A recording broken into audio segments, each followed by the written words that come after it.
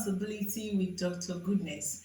If you're just seeing me for the first time, this is a platform where I give you information and tell you how to take responsibility for your health, because I believe your health is first of all your responsibility. I also give you information to enable you participate in your own healthcare management. Very important. So if you're yet to subscribe with us, please do so and get your family and loved ones to subscribe, and also hit the notification button so that you get our video as soon as we release them. So today we are going to be discussing a very interesting topic, okay, and it's a topic that has given me cause for concern, because the importance of this topic has actually been underplayed, and a lot of us has not really understood the health implication of what we're going to be discussing today. So I'm going to be talking about hepatitis B virus infection. Yes, I know a lot of us must have heard about hepatitis B virus infection, but do you know that hepatitis B virus infection is actually more infectious than HIV? I mean, 20 times more infectious than HIV, meaning that you are actually more likely to contract hepatitis B virus 20 times more likely than contracting HIV. Isn't that a little bit surprising? Yes, it has not received the appropriate attention that it needs. Okay, so I'm going to be giving you the health implication of hepatitis B virus. Okay, hepatitis B virus, as the name implies, is actually a virus that affects the liver. It can cause both acute inflammation of the liver. It can cause chronic infection of the liver, and it's actually this chronic infection of the liver that can cause destructive liver damage, and can also lead to what we call the hepatocellular carcinoma. Don't worry, this is just a term that refers to as cancer of the liver. Okay, so a chronic infection with hepatitis B virus can actually lead to all these things. Okay, so to my own mind, I actually see hepatitis B virus as being more dangerous than HIV infection. Hepatitis B virus is actually a DNA virus that can be transmitted horizontally, through sexual intercourse, through exchange of body fluids, through on-screen blood products, also saliva. Yes, it can be gotten through saliva. It can be gotten through use of sharps, contaminated sharps, sexual intercourse. Yes, I've mentioned that.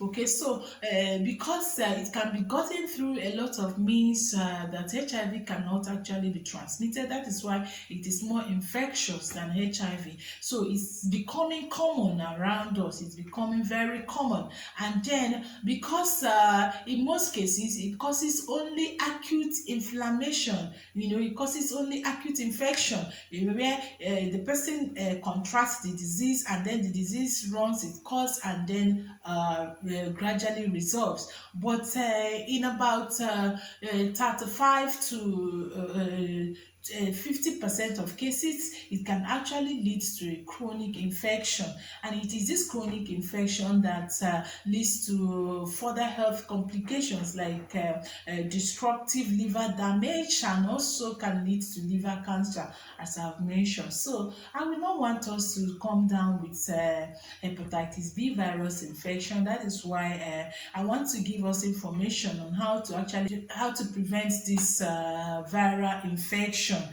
It's important to mention the incubation period of hepatitis B virus, because a lot of people just present themselves to the hospital after they've had unprotected sex, and they want to check for hepatitis B virus infection. Okay, so the incubation period for hepatitis B virus infection is actually 4 to 20 weeks, so that is about 1 to 6 months. So it's you can actually test negative, if you are recently exposed to the virus. So it is something you need to run the tests repeatedly with this knowledge in order to make sure you don't have the hepatitis B virus. That is, if you have been exposed to activities that may actually put you at risk, so you may have to take cognizance of the incubation period before you actually go for that test. Very important. Okay, so that having been said, another means of transmission or mode of transmission is what we call vertical transmission,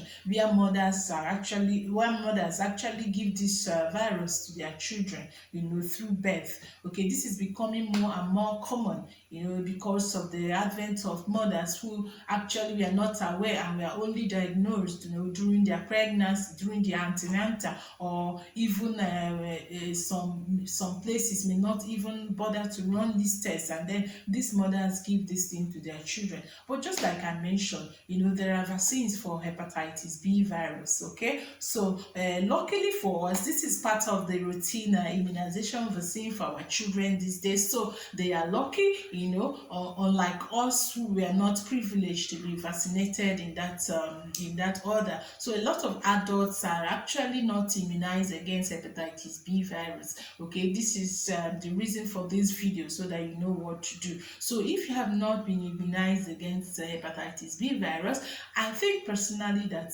you may have to do that. Okay, so you have to run the test first. Take yourself to the healthcare provider. You may have to run the test to make sure you don't already have the virus, because there's no need vaccinating when the virus is already there. Okay, so make sure you don't have the virus, and then take your vaccines. Okay, it will actually be offered to you in 3 doses. Okay, so make sure you comply, make sure you finish your vaccine, you finish taking your vaccines. Very important.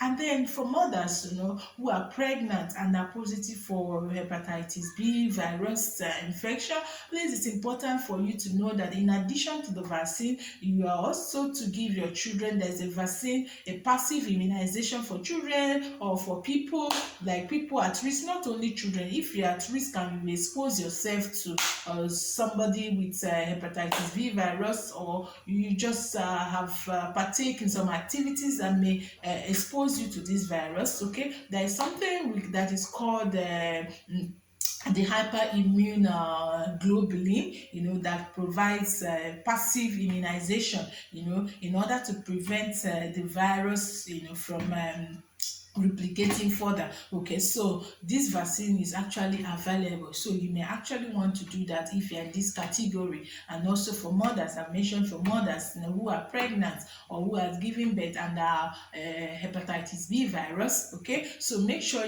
these vaccines are given to your children. That having been said, okay, it is important we vaccinate. It's important we avoid those activities that would keep us at risk of contracting hepatitis B virus.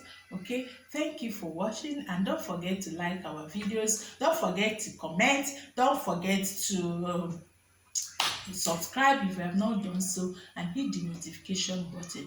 Remember to take responsibility for your health. Bye. I love you.